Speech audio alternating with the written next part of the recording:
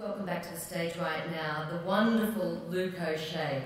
I should tell you, the day after Luke won his golden guitars with his big success in Tamworth, Luke and his dad joined with farmers in direct action, just like Megan was saying with Nicole, and he took action to protect our land from new coal mines. So Luke, can you come up and just tell us a little bit about what you did with your dad on that day up there near Boggabri?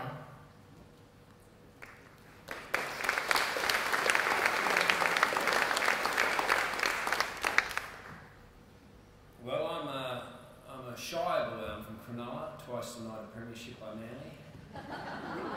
But I'm willing to come over and just reach out for your support because we're all in this together. My father, as pictured up there, grew up on the banks of the Namoi River between Boggabri and Narrabri. And we've been going out there since I was a kid, and I've been taking my own children up there. It's an old ruined property. Now his father died in the shearing shed that is positioned on that land there you see behind me. And, on that actual site there, what we locked onto was a big water pump. And like you guys, I tried to warn you at the start of it, you're going to be hit with a lot of statistics. So you're feeling inundated? Well, there's more to come, and don't feel hopeless because your voice matters and you can make a difference. But I went out there just for the fun to visit it, to pay my respects, and I was tailgated by a Whitehaven security man the whole way there in a pretty intimidating way, and I pulled up there and I was told to move on. This is all private property now, and it was against the law to even stop and look at the property. And I was thinking, this is quite bizarre. And 5 minutes later, I was pulled over by the police and kept there for the next half an hour while my whole vehicle was searched, and they went through a piece of registration on my car and on my persons. I just immediately thought, when did this turn into Russia? When did this turn into China? A police state where they were at the beck and call. Whilst the police were there, the security guys watched what the police were doing to make sure that they were doing their job. It was very perplexing. So I thought, you've made an enemy here. I'm going to find out what actually this pump's all about. And I went out and visited the remarkable people just up the road from Camp Wando, who exist on property on the borders of the Laird State Forest. That's opened up by a great farmer out there who's at his absolute end in figuring out how to take on and say no to the Whitehaven Walls Creek mine, which is just absolutely destroying so much of our pristine environment, which is very unique to that specific region. 37 endangered species of flora and fauna exist in that very small part of the world. But again, we took action because we had to pick our fight. There's a lot of fights everywhere. Australians are at war everywhere. I decided through divine serendipity, or some sad stroke of luck, that I should raise the awareness of the water usage from the coal that's going on out there. After talking to these remarkable people out at Camp Wando, I got some statistics, from the frontline action on coal, we're based up there, locked the gate of the gas, but the frontline action on coal mainly to do with the Maules Creek mob. This pump that I locked onto with my father has somehow been granted access to 85% of the high security water that comes out of it. That means when the whole land is in drought, 85% of what's left in that, what's now pretty much a creek of the Namoi, once great Namoi River, goes to washing coal, which renders it poisonous, unusable, unfit to drink.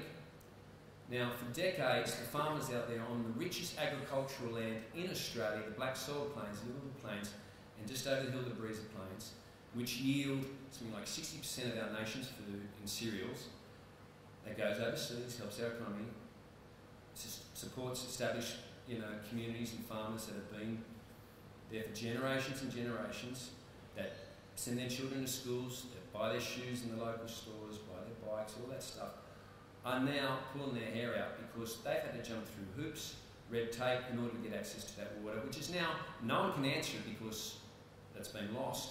85% of the high security water going to wash coal. That's after 3 billion litres of water has already been granted to the Whitehaven mines. That's 3 billion litres of water in order to wash their coal from either the river systems or the aquifers or the bores that they've got on site and the dams that they use there. It sounds ridiculous because it is ridiculous. The irony of it all is that Mike Baird, on his recent visit up there, in Tamworth, just presented a $300 million water package, drought deal package to the struggling farmers out in these regions.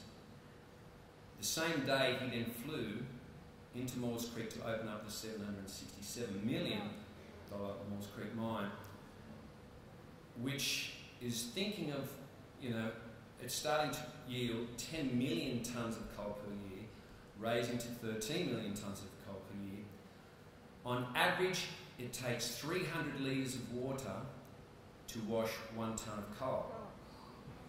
Times that by 10 to 13 million tonnes per annum. That doesn't take into account our years of drought, our kind of years of water, or whatever. It just takes.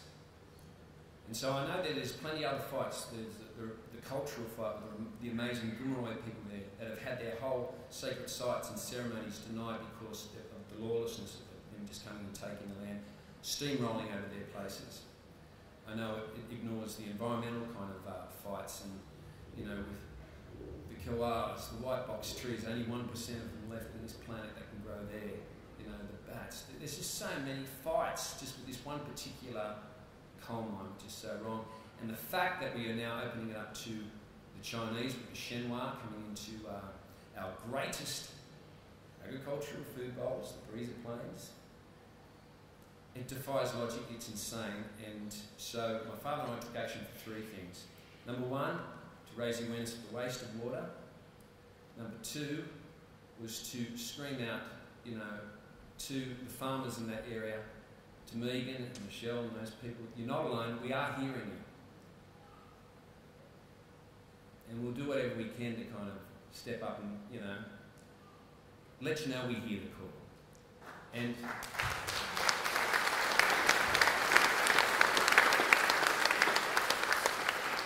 thank you, because it's hard out there, as a travelling musician, I spend a lot of time in regional Australia, and they feel alone, they feel helpless.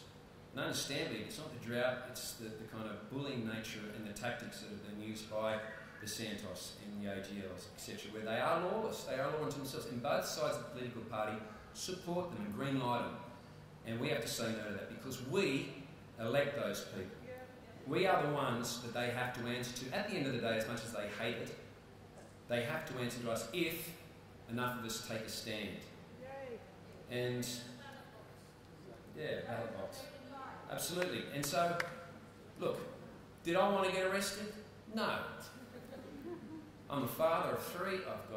I'm a school teacher. I'm a travelling musician. I don't have time for this.